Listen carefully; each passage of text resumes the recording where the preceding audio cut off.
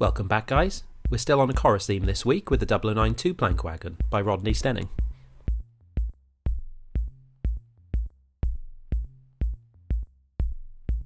The parts are carefully removed from the spurs. I tend to leave a bit of spur on the kit parts to minimise the risk of taking a chunk out of the part itself. These can then be finished off either by slicing it off with a knife or filing it back. The base of the body has a lip. This is used on other versions of the kit, but for this we just need to file it smooth. The axle boxes need to be opened up to allow for the wheel sets to rotate freely, and I use a pin drill for this. Just be careful not to drill straight through. As this kit is all plastic parts, I use Humbrol's liquid poly, which bonds the parts solid. The first chassis side is glued to the base. Before the second is fitted permanently, I check that the axles fit between them. The dumb buffer ends are now glued on. These are fiddly, but the liquid poly gives you time to fine tune their position before it sets.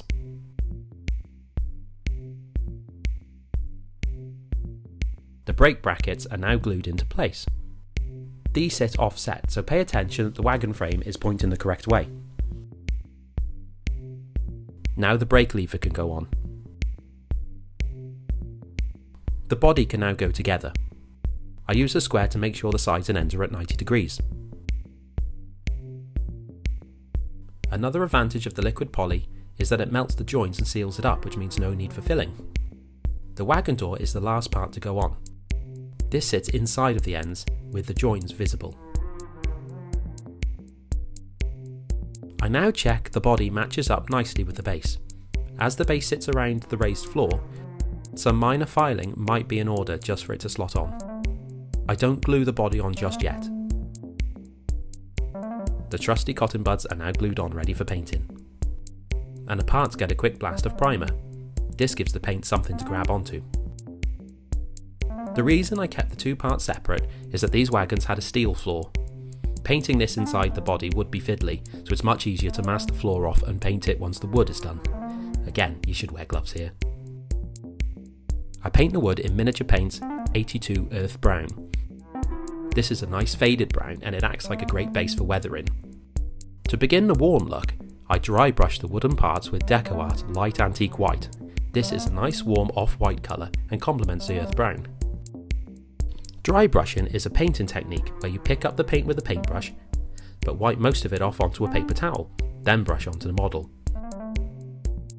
The masking can now be removed. The grey primer has left a good base for the metalwork. The floor would have been battered in a wagon like this one, with lots of rust. I use Ammo's medium rust pigments. For this I will mix with water for a runny paste to get a good surface texture. Then it's Ammo track rust on top. And using a cocktail stick, I score along the surface to get a scratched effect. The whole floor then gets a coat of streaking grime. Ironwork on the wagon is picked out with black. It doesn't have to be perfect as the weathering will pool around these raised areas later, blurring the line. So don't worry if you get black in the wrong place. The two parts of the wagon can now be joined together permanently. You can see the benefit of painting the floor separate from the body here. Old Times Workshop produced Corris wagon numbers in waterslide decals, so these are used to give the wagon an identity. The railways had hordes of wagons, so this one is given a high number to portray that. The whole wagon is now given a coat of Vallejo matte varnish to seal it in ready for heavy weathering. In the same technique as the van last week, this is a mix of school poster paint with a little water and a drop of Deco Art burnt umber to warm the colour up a little. The whole wagon is covered in a thick coat inside and out. Then, before it has time to dry, fresh water is used to wash it.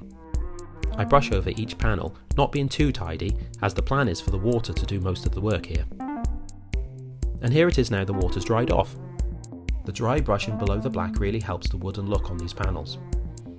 Again, this depicts heavy use, and is just as easy to use this technique for light weathering as well.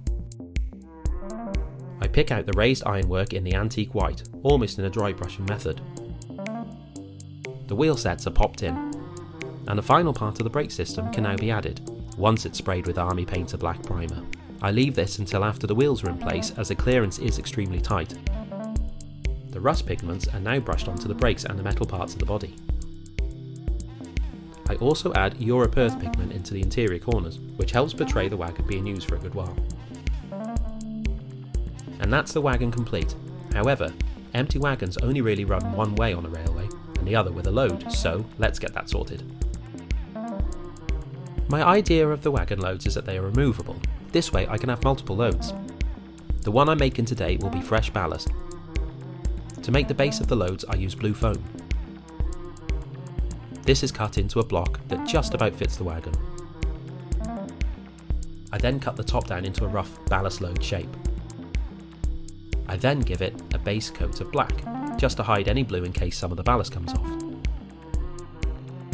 When the paint's dry, I add a coat of glue on top of the foam. Ballast can now be sprinkled on. You don't really want ballast on the sides, only on the top. I then apply a coat of Deluxe Materials Ballast Bond. This seals the first coat of ballast in, but it also helps to apply the second. When it's dry, check the fit, as some of the ballast stuck around the edge might need picking off. You could stop here, but I do find that it doesn't really look that convincing. It does require a bit of depth. So to start this, I apply a coat of black wash. This is great at settling into the dips and crevices. Finally, when it's all dry, I dry brush antique white over the top of the ballast, which acts as a highlight. And there it is, the Talyllyn / Corris 2-plank wagon, with removable load. Ready to get to work on a layout that doesn't exist yet. The Rodney Stenning kits are pretty much all plastic, so all you really need is a knife and glue to have a go. Remember to like and subscribe to the channel so you don't miss the weekly video. Cheers.